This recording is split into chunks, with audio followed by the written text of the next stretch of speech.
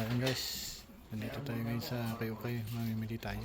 Marami itong maganda ditong damit. Yan, mamimili kasi. Ano yan? Pwede na yan.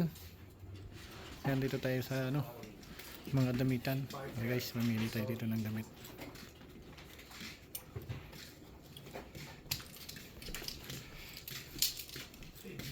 Nandito tayo, marami rin na mamimili ditong ibang mga lokal.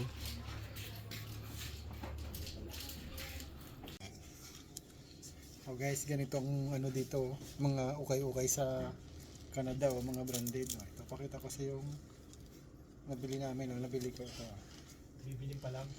Yan, Colombia. Bibili. Colombia yan, Colombia.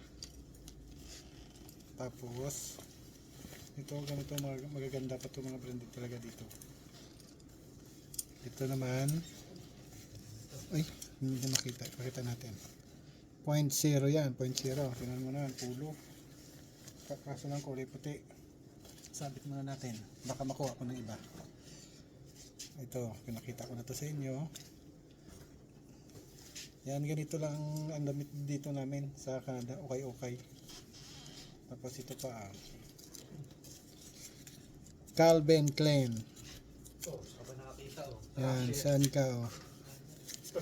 Yan, magaganda dito. Kaya tiga lang kami dito sa ukay-ukay, pero branded naman siya. Ito George. Oh, paparinig oh. George yan. Tapos ito pa isa. Kaya lang eh. Ito naman.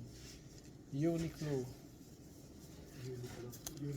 Kaya ka lang talagang mamimili ka talaga kasi nasa lang sa mga loob-looban lang yung mga branded. Yan guys, yan. Pakita ko sa inyo, ukay-ukay yan lahat ha. Baka sabihin nyo, yan, scripted, yan, ukay-ukay yan. Yan mga damit, yan. Ka lang talaga, maghahanap ka lang. Minsan may mga pantalon ditong Levi's. Kaya ito lang gawain namin dito pag walang pasok. Mga kasamaan ko yan, namimili din yan. Yan, si Papa J. Papa J, saan bang binili mo? Tingnan natin yung binili ni Papa J. Ang dami rin to binili. Nasaan na yun? Bumaba na? Yeah, ayaw niya pakita yung binili niya.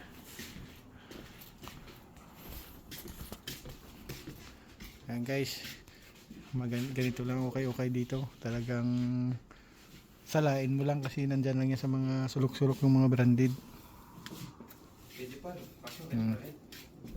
Saan ang crusher mo? Maganda yun ah. Oo, galing nga sa akin eh. Oh, yeah.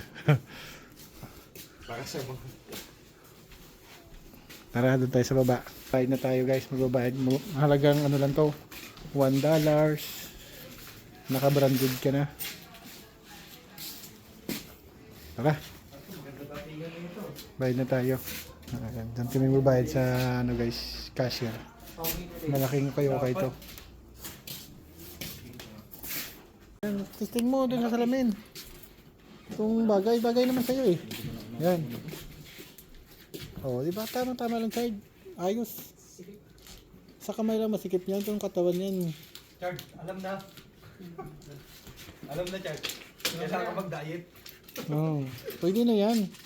Ayaw mo Dad? Bakit gusto mo? Malit sa'yo ito. Sige, pasot mo sa kanya. Malit sa'yo. Sa akin niya. Naibigan kasi, di ako mahilig kasi yung... Porket nakita mo lang bagay. Gusto mo, pasot mo sa kanya.